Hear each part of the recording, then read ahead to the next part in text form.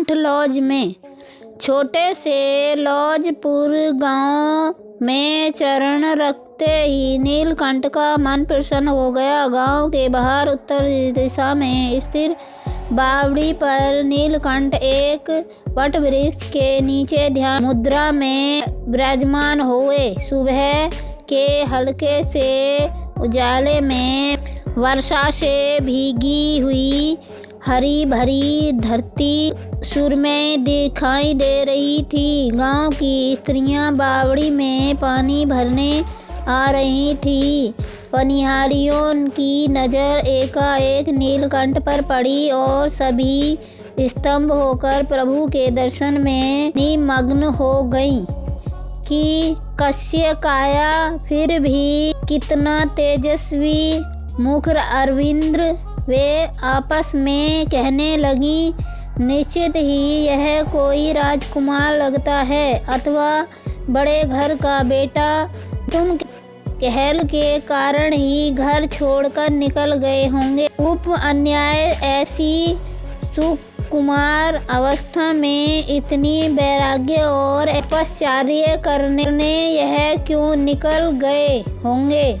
नीलकंठ के वैराग्य से भी द्विभूत होकर नीलकंठ के समीप आकर खड़ी हो गई। नीलकंठ ध्यान मग्न ही रहे। कुछ पलों में गांव के आश्रम के एक साधु पानी भरने बावड़ी के पास आया पहुँचे। उनका मन भी नीलकंठ के प्रति आकर्षित हो गया। वे प्रतीक्षा करने लगे कि बाल ब्रह्मचारी आंखें खोलें तो उनके आशीर्वाद लेकर चलूं।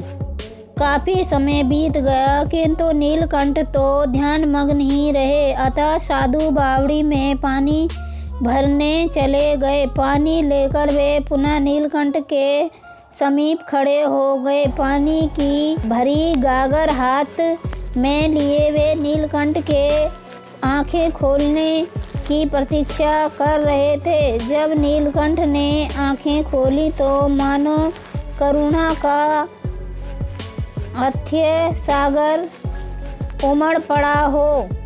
वाणी की प्रतिभा और तेजस्विता से साधु दिग्मुग्ध हो गए।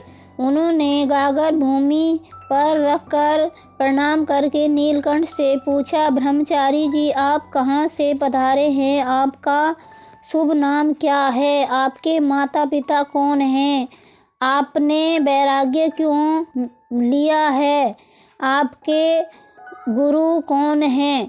यह सब जानने की मेरी अभिलाषा है। नीलकंठ ने मामरिक हास्य करके कहा, साधु राम त्यागी की जाति पाति देश स्नेहिज नहीं होते। जो भाव बंधन से हमें मुक्त करते हैं उन्हीं को हम माता पिता और गुरु समझते हैं।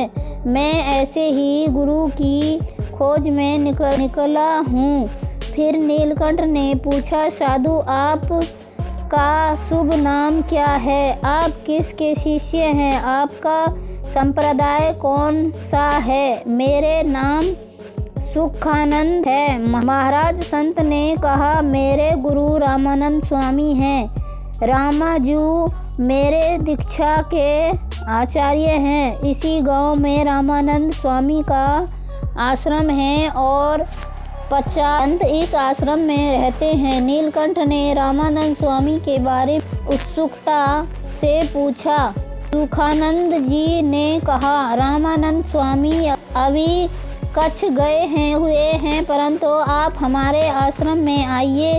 रामानंद स्वामी के मुख्य शिष्य मुक्तानंद स्वामी यहाँ विराजमान हैं। आपके समान विभूति का दर्शन करके आश्रम के सभी संतों को प्राप्त होगा।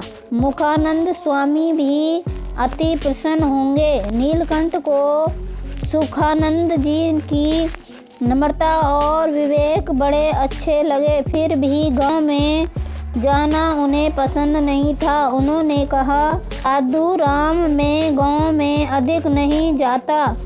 सुखानंद जी ने पुनः कहा, प्रभु आप नहीं जाएंगे तो मेरे गुरु आपको लेने यहाँ आएंगे। नीलकंठ को ऐसे अविवेक पसंद नहीं था। वे आश्रम जाने के लिए सहमत हो गए। आश्रम में प्रवेश करते ही मुखानंद स्वामी का दर्शन हुआ। सुखानंद जी ने बड़े भावपूर्वक वाणी का परिचय दिया। मुक्तानंद स्वामी वाणी के दर्शन से अत्यंत अभिभूत थे। जब सुखानंद जी ने नीलकंठ के लिए आसन बिछाया तब नीलकंठ ने कहा, साधु राम, सारी पृथ्वी ही मेरे आसन है। आसन बिछाकर इस देह का सम्मान क्यों करना चाहते हो? आश्रम के अन्य साधुओं को जैसे जैसे खबर मिलती गई सभी मुक्तानंद स्वामी और वर्णी के पास आने लगे। हर कोई नीलकंठ की दिव्यता से, प्रतिभा से आनंदित हो रहे। वर्णी ने भी प्रेम पूर्वक पृथ्वी का स्पर्श करके सभी को नमस्कार किया और कहा, आश्रम को देखकर मेरे अंतर्मन में अत्यंत शांति हुई। मैं जहाँ भी गया हूँ मैंने आध्यात्मिक ज्ञान का सिद्धांत जानते हुए 5 पूछे थे, परंतु कहीं भी शुद्ध ज्ञान की समझ नहीं देखी। यह सुनकर मुक्तानंद स्वामी ने कहा, योगी राज, आप जो भी प्रश्न पूछेंगे उसका उत्तर मैं आपके गुरु रामानंद स्वामी की कृपा से तथा उनके दिए गए ज्ञान के आधार पर देने का प्रयास करूँगा। वर्णी ने नम्रतापूर्वक अपने 5 प्रश्नों को पूछा। स्वामी, जीव क्या है? ईश्वर क्या है? माया क्या है? ब्रह्म और परब्रह्म के स्वरूप कैसे हैं? मुक्तानंद स्वामी भी ये प्रश्न सुनकर विचारों की गहराई में खो गए। कुछ देर बाद उन्होंने कहा, वर्णिराज, आपके प्रश्न अत्यंत गहन हैं। इतनी सी आयु में आप इस तरह के प्रश्न पूछ सकते हैं, यही आपकी महानता है। इतना कहकर मुक्तानंद जी ने नम्रतापूर्वक सभी प्रश्नों के उचित उत्तर दिए। नीलकंठ ने संतुष्ट होकर कहा, मैंने इन प्रश्नों के उत्तर अनेक संतों सन्यासियों से प्राप्त करना चाहा था, परंतु सभी निष्फल हो गए थे।